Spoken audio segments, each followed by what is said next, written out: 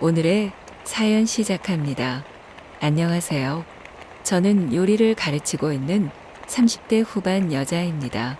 아직 결혼도 하지 않았고 아이도 없고 저에게 인생은 오로지 일밖에 없었죠.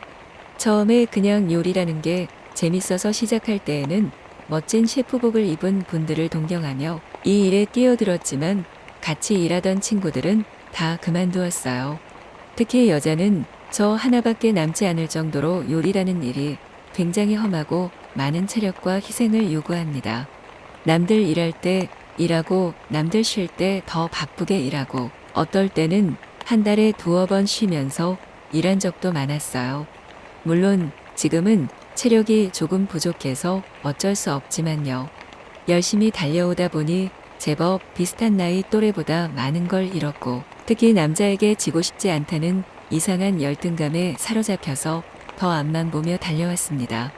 이제는 주방을 떠나서 제자들을 육성하며 사는 것이 낙인데요.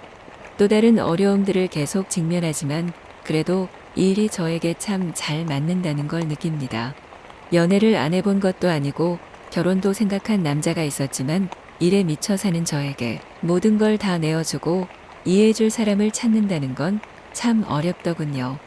거기다가 나이도 들고 보니 예전에는 한 가지가 좋아서 연애를 시작했다면 이제는 한 가지만 안 맞아도 연애를 주저하게 되는 나이가 되어버렸습니다.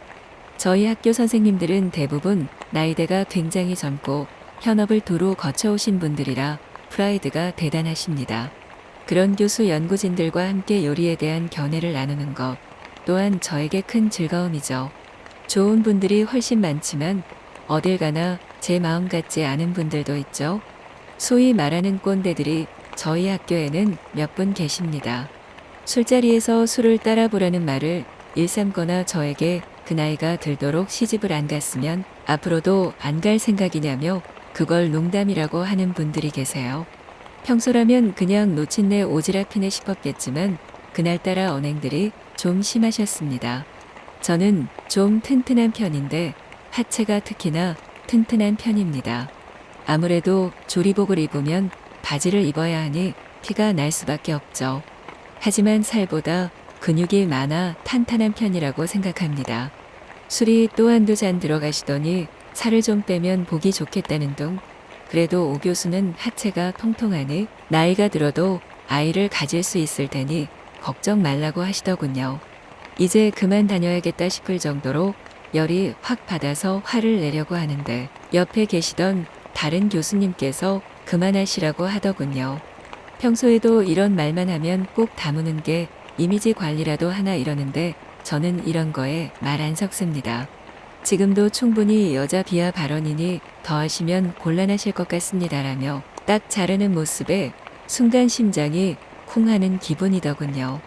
평소에도 젠틀하고 다정하시고 또 편안하게 대해주시는 분이라서 모두들 좋아하시는 분이지만 내 편까지 들어주는 거야 싶으니 마음이 오랜만에 술렁이더라고요.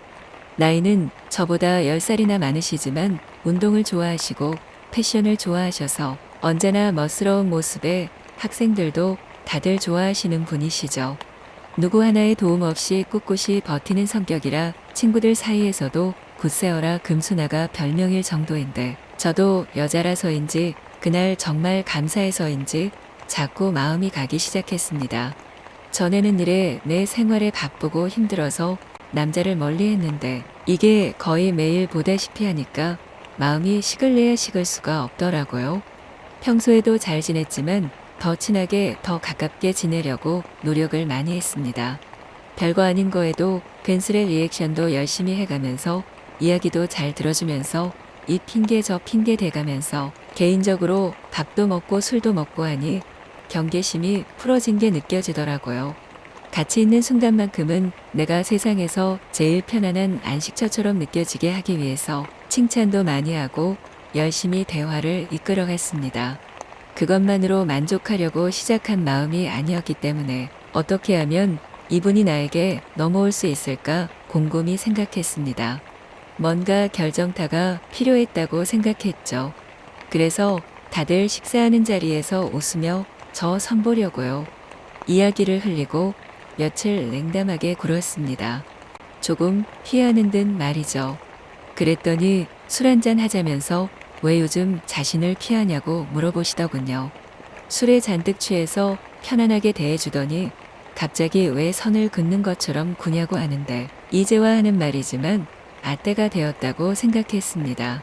그래서 저는 충분히 호감을 표현한 것 같은데 말씀이 없으셔서 친구로 지내자는 것 같아 거리를 두었다고 했죠. 그런 게 아니라 내 말은 뭔지 알지 않냐며 말끝을 흐리시는데 그럼 오늘 같이 있고 싶다고 얘기했습니다. 계속 봐야 하고 이래도 되는지 모르겠다 방황하는 눈을 똑바로 바라보며 오늘이 아니면 저는 다시는 교수님 개인적으로 안 뵐 거예요 라고 하니 결심한 듯 제 손을 꼭 잡으시더군요. 오랜만에 남자와 빈방을 찾아 올라가는 엘리베이터 안이 어찌나 더웠는지 볼이 빨개지는 기분을 느꼈습니다. 거침없이 맞춰오는 입술과 몸짓에 저희는 그날 서로의 마음을 확실하게 확인했어요. 그렇게 기다려오던 정열적인 밤을 맞이해서 그런지 그냥 오랜만이라서 그런지 몰라도 발끝까지 저릿저릿하게 휘몰아치는 기분이었습니다. 그 이후 저희는 연인으로 발전해서 학교에서 몰래 비밀 연애를 하고 있습니다.